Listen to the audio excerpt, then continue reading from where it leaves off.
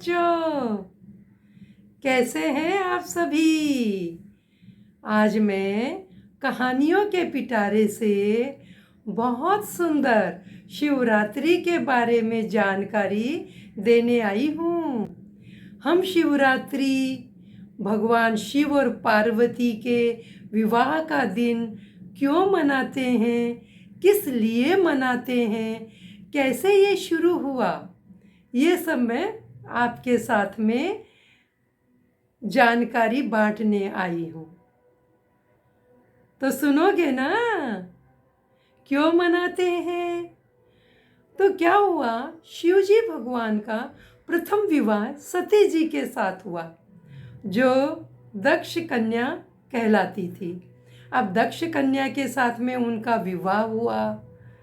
वो खुशी खुशी कैलाश पर्वत पे रहने लगे। एक बार राजा दक्ष ने बहुत बड़ा यज्ञ का आयोजन किया। उन्होंने सबको बुलाया, भगवान विष्णु, ब्रह्मा, जितने ऋषि मुनि सबको बुलाया, लेकिन शिव जी को उन्होंने कोई निमंत्रण नहीं दिया और न ही अपनी पुत्री सती को बुलाया। उनको शिवजी पर क्रोध आता था कि वो ऐसे भभूत लगा के रहते हैं, मेरी बेटी को कैलाश पर रखते हैं, तकलीफ में है मेरी बेटी, वो एकदम से सच संवर कर नहीं रहते। उन्हें क्रोध था। अब सती जी को जब पता चला कि मेरे पिताजी इतना बड़ा यज्ञ का आयोजन कर रहे हैं और मुझे और इन्हें नहीं बुलाया, तो उन्हें दुख तो हुआ, लेकिन फिर भी वो मोहवश अपने पिता के यहाँ जाने के लिए तैयार हो गई और वो चली गई। अब वो चली गई तो दक्ष राजा ने उन्हें प्रेम से बिठाया भी नहीं और न ही उन्होंने प्रेम से उनसे बात करी। माँ जरूर मिली, बाकी बहनें भी मिली, लेकिन सती जी को बहुत दुख हुआ कि आज मेरे पति के कारण ये मुझे भी मान सम्मान नहीं दे रहे हैं। लेकिन सती जी ने कुछ नहीं बोला। अब सती जी ने जब देखा यज्ञ में जाकर कि सारे जितने ब्रह्मांड में देवी देवता हैं, सबको उन्होंने यज्ञ में स्थान दिया है, ऋषि मुनियों को दिया है, लेकिन खाली मेरे पति को ही नहीं दिया। यह देखकर सती जी एकदम क्रोध में आ गई और क्रोध में आते ही उन्होंने जोर से सबके बीच में आकर बोला कि सुनो पिताजी, जो जगत के नायक हैं, जो देवों के देव महादेव हैं, जिनके बिना कुछ सृष्टि में नहीं होता, आपने उन्हें ही यज्ञ में भाग नहीं दिया। तो मैं आज इसी यज्ञ कुंड में अपने शरीर का नाश कर देती हूँ कि जहाँ मेरे पति का मान सम्मान नहीं, वहाँ मेरा क्या काम है। और उन्होंने यज्ञ में कूदकर अपनी आहुति दे दी।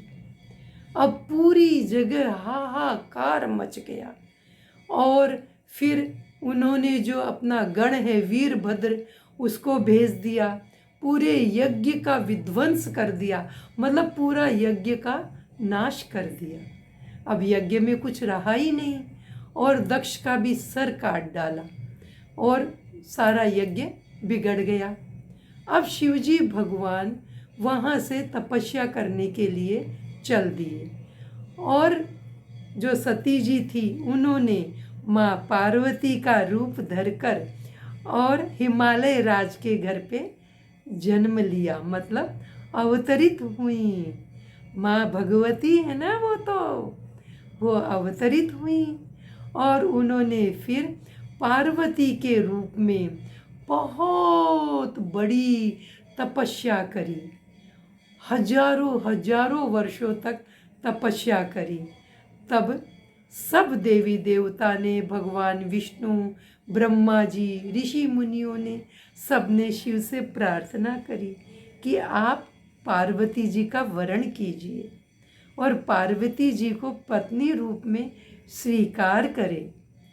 शिवजी भगवान ने पहले तो बहुत मना किया, फिर सबके बोलने से, समझाने बुझाने से वो फिर राजी हो गए। और फिर जो हिमालय राज के घर में वो बारात लेकर आए। तो वो दिन कौन सा दिन था पता है? वो दिन महाशिवरात्रि का दिन था। महाशिवरात्रि के दिन शिवजी भगवान अपने सारे भूत प्रेत गणों को सबको लेकर और वो आए। जब आए तो उनका शिवजी का रूप देखकर जो हिमालय राज की पत्नी मैना देवी थी और जो माँ पार्वती की माता भी हैं, वो एकदम घबरा गई कि गले में नाग और एकदम मुंड मुंड की माला पहने हुए, भस्म लगाए हुए, ऐसे मेरे दामाद। वो एकदम घबरा गई। घबराते ही उनके हाथ से आरती का थाल छूट गया। फिर सब ऋषि मुनि आए और उन्होंने प्रार्थना की कि ये तो देवों के देव महादेव हैं, इनकी आप क्या बात करें। ये जहाँ पर है वहाँ पे सब मंगल ही मंगल होता है। मंगलमय विधान स्वयं आ जाते हैं और माँ पार्वती तो साक्षात जगदम्बा हैं। उन्होंने ही आपके यहाँ पे पार्वती रूप लिया है और अब ये पूरे जगत का कल्याण करेंगे। लेकिन कल्याण करने के लिए इन दोनों का विवाह करना तो अत्यंत जरूरी है। सबने उन्हें समझाया। फिर भगवान शिव ने अत्यंत सुंदर वेश धारण किया और फिर उन्होंने वो अपना वेश हटा दिया और पूरे राजकुमार की तरह एकदम सुंदर सुंदर बनकर आए। और फिर माँ मैना और मैना देवी ने और सबने उनकी आरती उतारी भगवान शिव की और पार्वती जी के साथ उनका विवाह किया।